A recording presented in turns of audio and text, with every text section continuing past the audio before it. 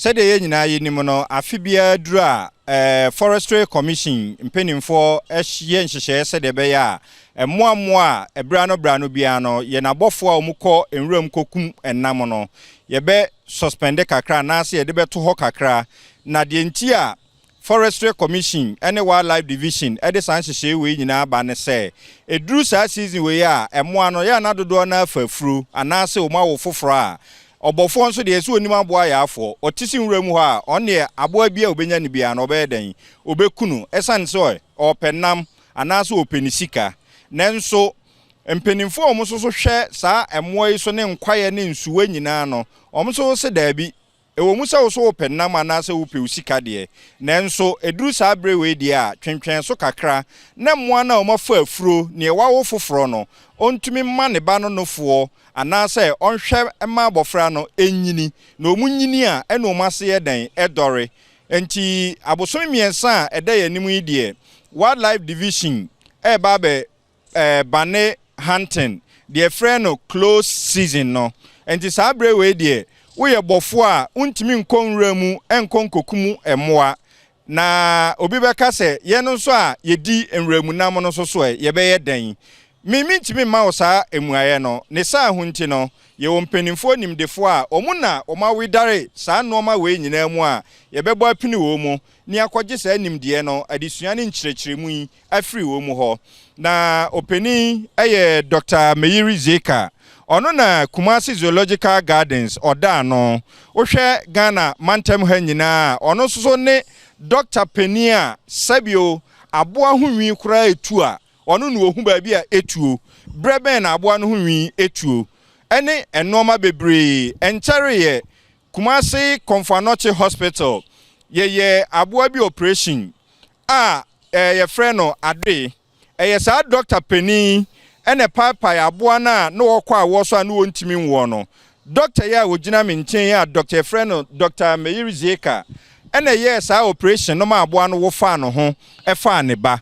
enti wawidare mu wo sa emmoa apomudene ne mmoa hwehwemu no ye kɔ no ho ne akɔ akɔgye sa disua wei afre ne ho doctor ye be mo wakɔ aba minim sɛ otwi ne nye ba de wo bɛka bia no ye maame wa ha no mo a obebo ye mu twi a emu oduro na ehwam yie pa tie ma wakwa baba Opemsuo radio and Opemsuo TV so Opemsuo radio and Opemsuo TV ye mamo akwaba so a mo aba hanu se ye ndi sa enkombo important enkombo we edi kan no ye di ye shira ye wura otumfo se tutu na ye chia ni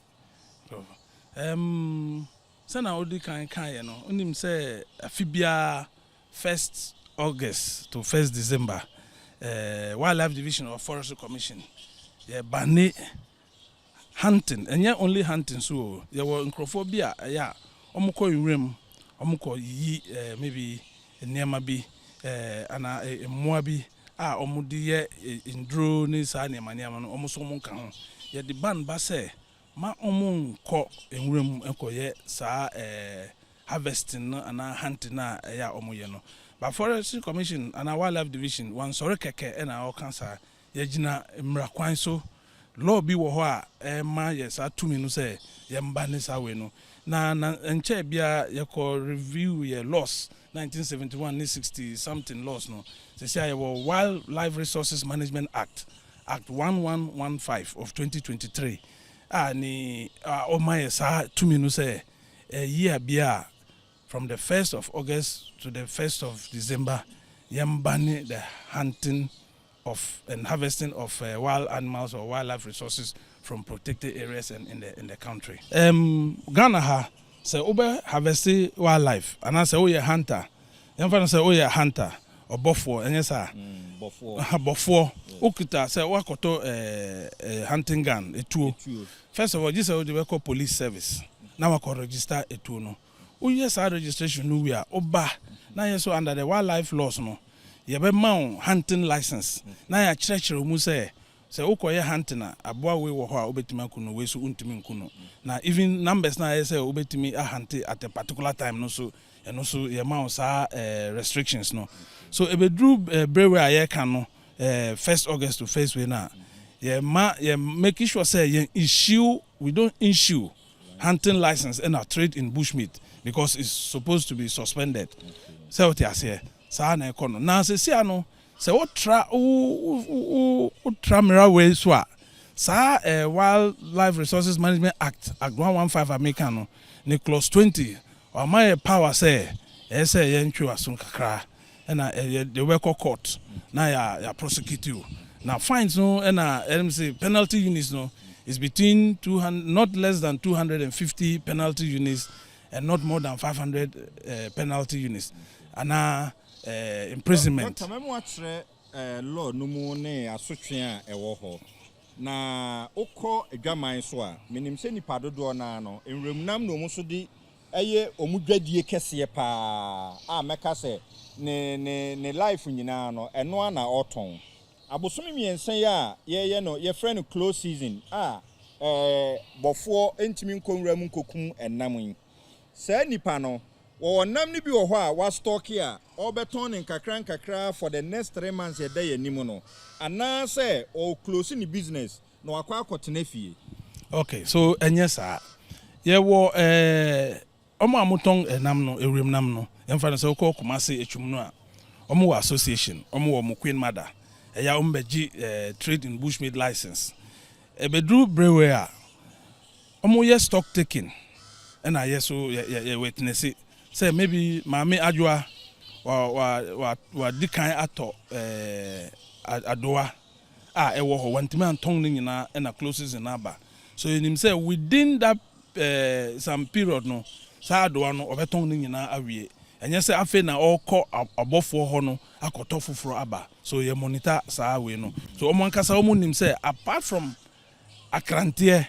omo ntimi ntom enam bia eye ewremnam akrantie no po a ombe to no say omo harvesting no afri baby a enye protected area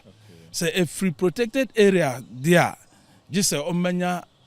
permit and a license ometimi achisa akrantie no a ombeton. Dr. Meba o ka protected area season we so ye season a epiafo no so do aburo because of say ye wo ensutobre mu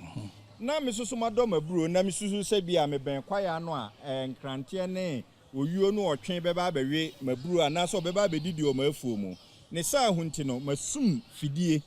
afa mafuo no ho se de be ya sa amoa ne ntimi ma mawe me so me no ban no na ade ekina me bana mafidie na yi otwen a me nsa na otwen na ma ne nko ana se metimi e de na bafia ba bedi. Okay, so onim say first of all untimi ko ye ofo abeng baby aye protected area ye wo boundary bia ye ma say men ko ye efu abeng protected area so ufu abeng protected area say what timra so you have violated the law because you are not supposed to farm by protected area but ukoye farm at where you normally or permitted areas are here farming no aboaba ho a onye protected area and who protect your crops anything na we law no a say akrantie enkan because you nim say akrantie su rodent bi a agricultural pest etimi say fuoma sana o kan ye no so there you can hunt them but you can say untimi nko inside protected area say okoye sa kwaye no mu oka protected area o kire nkwaye a aban ede ne nsa atoso se bibia ewo mu bia no sa nimdifo we mu emmo ho ban enkosi brebi ansa na yetimi akomu akodidi kakra said ye Dr. Chiremu no meba me nua ba ho me de minim ni din ba me nka nkyerɛw ono abebo ni din nansa na obebo ni din no me question ya me bisa doctor no me wie me say ba ono no so ho me fa ne say me ni protected area ana still amabo adwa obi a watena akurase bia onim adwa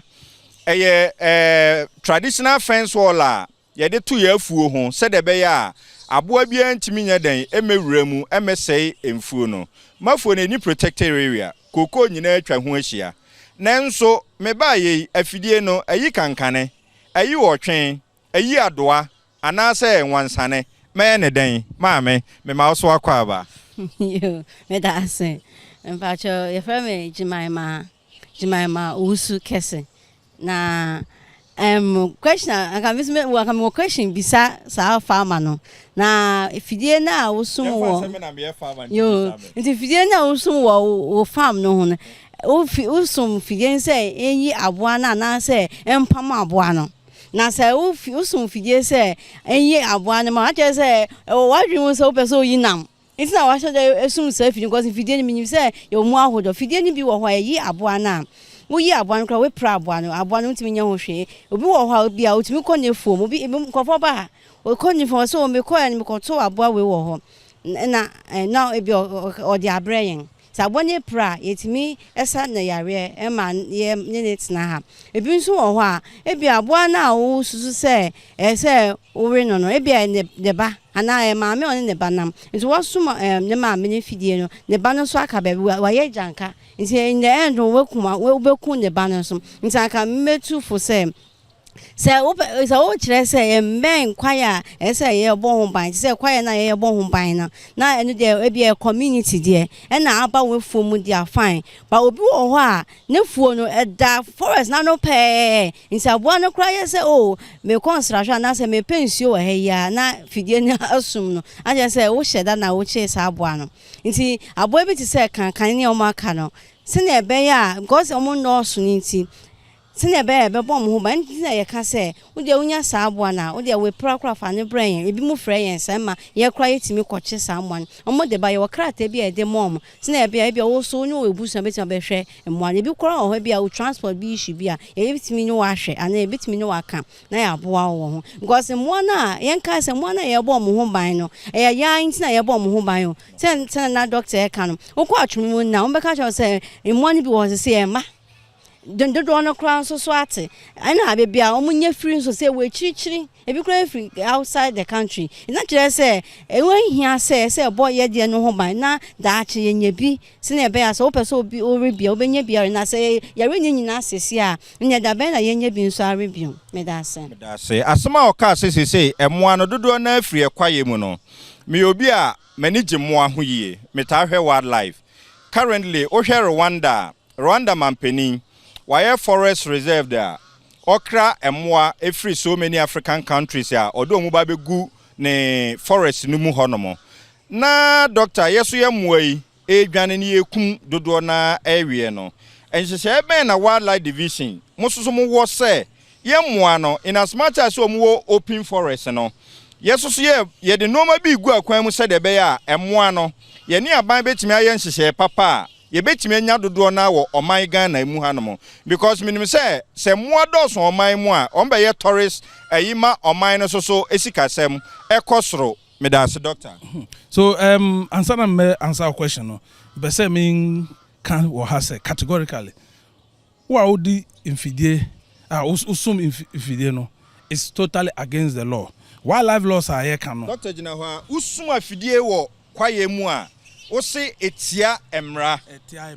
ntimi mbo kuntunu utu fidia etra emra o de kraman ko enwem se okochi emu a etra emra is against the law doctor kraman so omu ye hunting animals yeah and about etra emra because omu kwa omu timi chi mmanu bebre omu timi prime mmanu yamfa se aye kan yare asem emu abetimi sa kraman no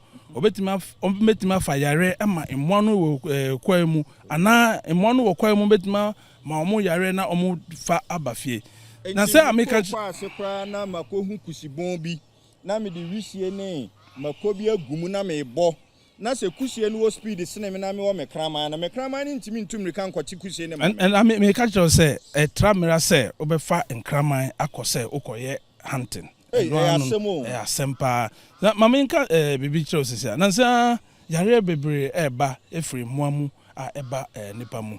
oni obofo bebre kasa o meka kire say nkraman omu ntimi onwo omu rabies panie because omu wo omu rabies panie omu de omu ko hunting omu ntimi nchi emwa no so eya omu onwo omu rabies panie na yenim say rabies ewo haye so what you say so mira we wildlife division Forestry Commission aban ye no say protect emwa no omu wo ekwa mu protect emwa nkasa omu wo efie na protect yankasa apomudie yan nyina ye kan ho bi stakeholders na ewo country no ye kan ho bi ye say yem wildlife division so that ye betimi ama nkrofo anyasa message we ntina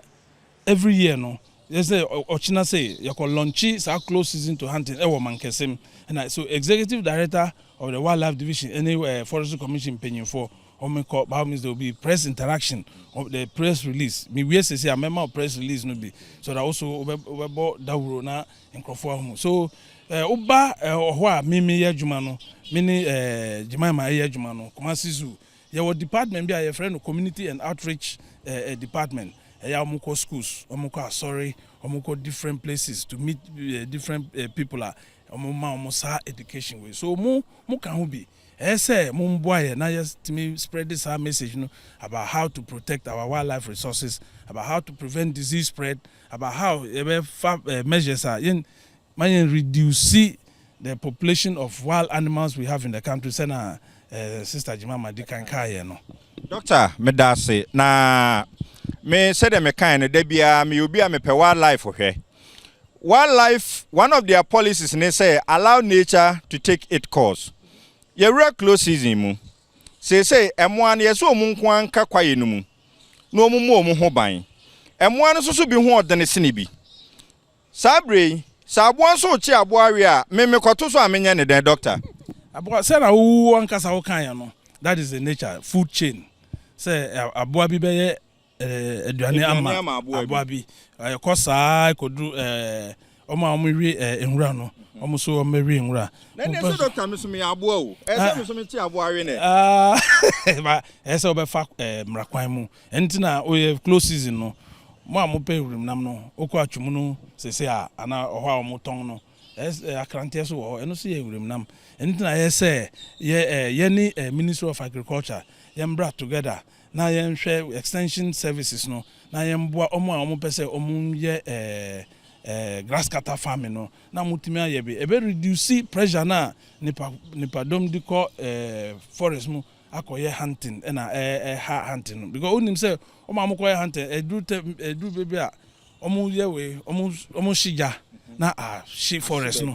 ebu mu so you see kraman say na me ye kan ye no na omo de chinu na omo de yare akoma ewremu ano ana ewremu ano be fa yare ama mamba ebi musu you see omusum fidie jana sana Jemima kan ye no mfie no sometimes ya wo aboa bi wo Kumasi Zoo sese a yakwa mekwa akọkire mfidie we bi na omo you see achi no na atwa ne nsan free ho so sese a oni nsan na ontimi ye ne yese onye na ya akọhwe no yie na ye de na ba ha no mentimi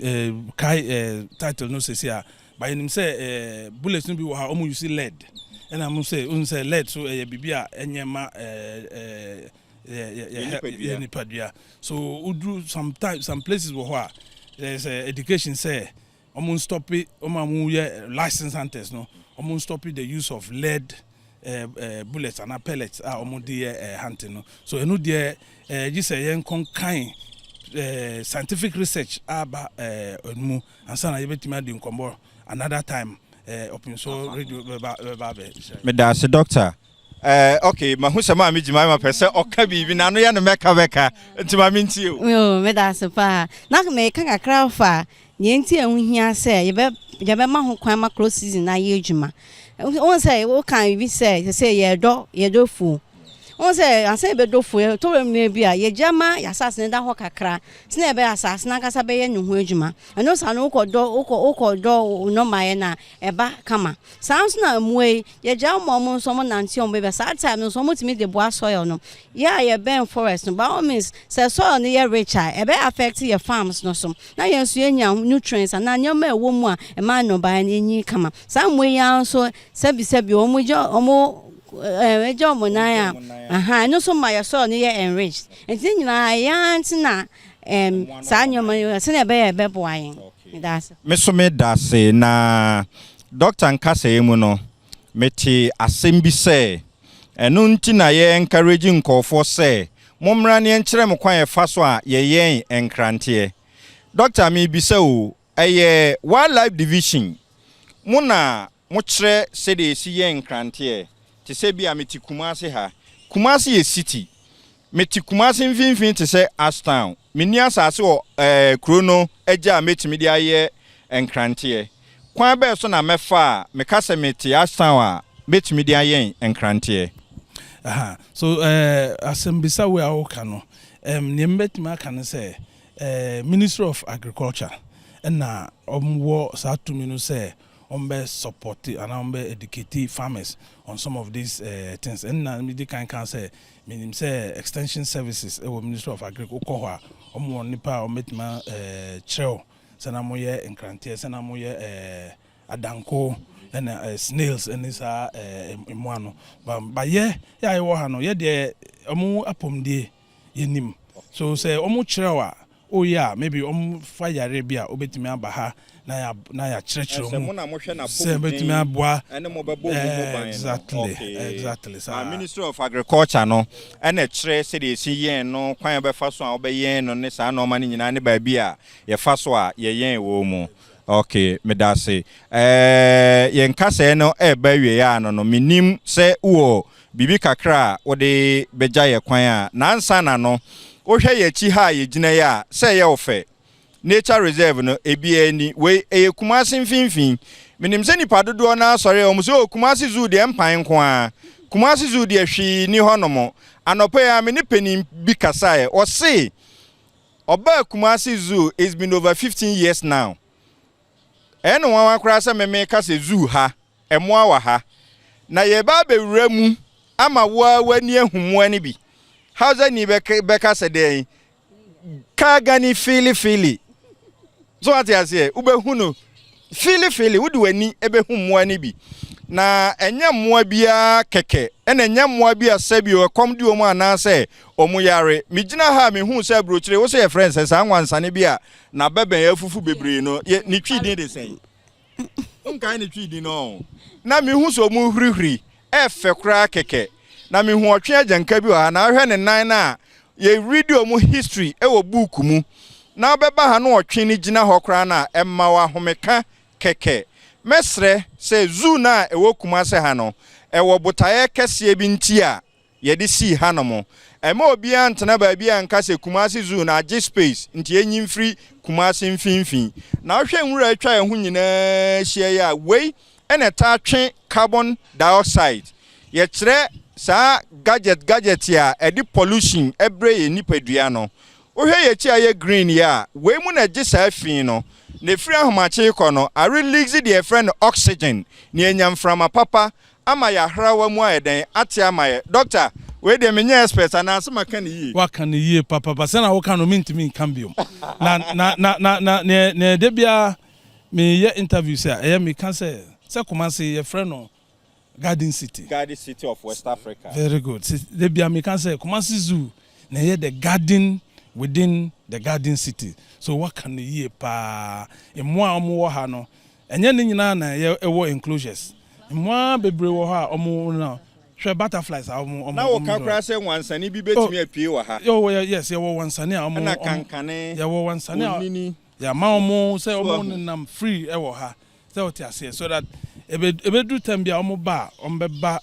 aben ye nipa because omu say yanku omu we omu let me atwa pictures we na di ecotourism no we na be increase the number of tourists are omoba Kumasi we say already Kumasi is the capital of tourism in Ghana so oba Kumasi a okomenhia cultural center konfanoche ko hu sword no Kumasi Zoo oba na wahwe mmo no na watnase breathing fresh air and then you can read a book nisa niema no and na Kumasi Zoo must be protected.